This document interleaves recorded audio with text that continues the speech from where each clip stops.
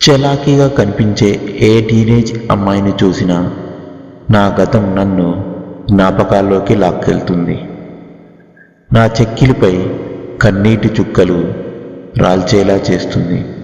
ఎందుకిలా అంటే నా కథ వినాల్సిందే.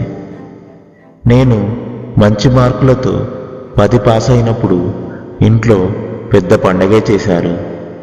అప్పుడే బాగా చదివి పెద్ద ఉద్యోగం తెచ్చుకుంటానని నాన్నకి మాటిచ్చా.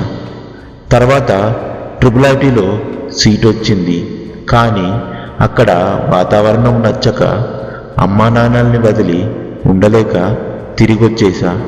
సొంతూరులోనే ఇంటర్ చేరా. కొన్నాళ్ళాయాక ఓసారి మా బంధువుల అమ్మాయి పెళ్ళికి వెళ్ళా.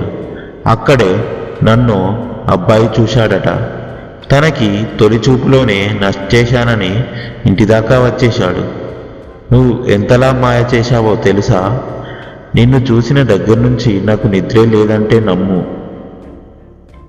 అంటుంటే నా మనసులో ఏదో తెలియని గందరగోళం. ఎలా స్పందించాలో తెలియక అక్కడి నుంచి పారిపోయా. అయినా ఆ అబ్బాయి వదట్లేదు. వెంటపడేవాడు. నన్ను పొగుడుతూ ఏవేవో కబుర్లు చెప్పేవాడు. ఆ మాటలకు మెల్లమెల్లగా నాలోనూ అలజడి మొదలైంది.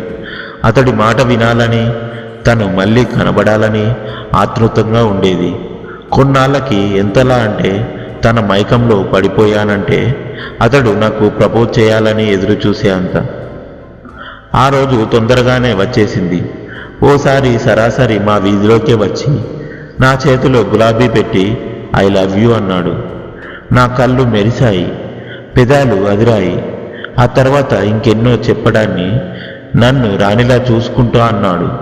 ఎదురు కట్నం ఇచ్చి మరీ పెళ్లాడుతా అన్నాడు. అన్నిటికన్నా ఎక్కువగా నాకు గవర్నమెంట్ ఉద్యోగం వచ్చేదాకా చదివిస్తానని మాట బాగానే నచ్చింది. ఇక నో చెప్పడానికి ఏముంది? తనే నాకు ఫోన్ కొనిచ్చాడు. అప్పటి నుంచి పొద్దంతా ప్రేమ కబుర్లే.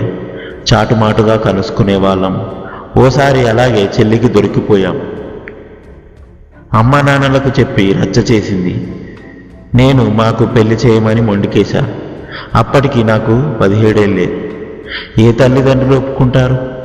ముందు చదువు పూర్తి చేయమన్నారు. ఫోన్ లాక్కున్నారు. అమ్మ చనిపోతానే అని బెదిరించింది. ప్రాణంలా చూసుకునే నాన్న నాతో మాట్లాడడమే మానేశారు. వాళ్ళు నన్ను ఎంత ఆపాలని ప్రయత్నిస్తే అతడిపై ప్రేమ అంతలా పెరిగిపోయేది. ఆ సమయంలో మా వాళ్ళు నాకు విలన్లా కనిపించారు. కన్నవాళ్ళు పెళ్లి చేసేలా లేరని నేనే అడుగు బయట పెట్టా. నచ్చిన వాడితో 7 అడుగులు నడిచా. కొత్త మురిపం మొదట్లో బాగానే ఉండేది. కానీ 2 మనసులు కలవడానికి ప్రేమ చాలు. 2 జీవితాలు గడవాలంటే డబ్బు కావాలనే విషయం తొందరలోనే బోధపడింది. తనకు ఉద్యోగం సంపాదన లేదు. పైగా తన అన్న తమ్ముడు కన్నవాళ్లపైనే ఆధారపడి బతుకుతున్నారు. నాకేమో చదువు ఆగిపోతుందనే బాధ. ఒకసారి గట్టిగానే నిలదీశా. నా దగ్గర డబ్బులెక్కడున్నాయి? అయినా నువ్వు బయటకెళ్తే అందరి కళ్ళు నీ మీదే ఉంటాయి. నేను కాపలా కాస్తుండాలా?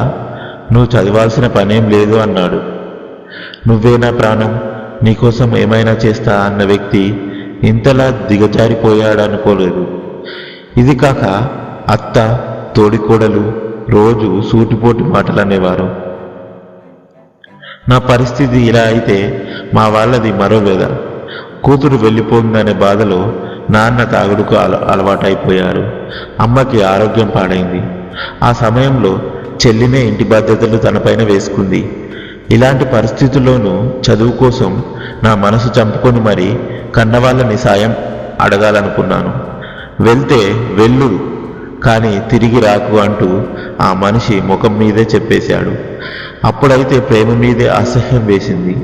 గుండెల్లో గుణపొందించిన కన్నవాళ్ళు నన్ను మళ్ళీ ఆదరించారు. తర్వాత మా బంధం నిలపాలని ప్రయత్నించారు. నా భర్తను మా ఇంటికే తీసుకొచ్చారు. కానీ తనేం చేసేవాడు?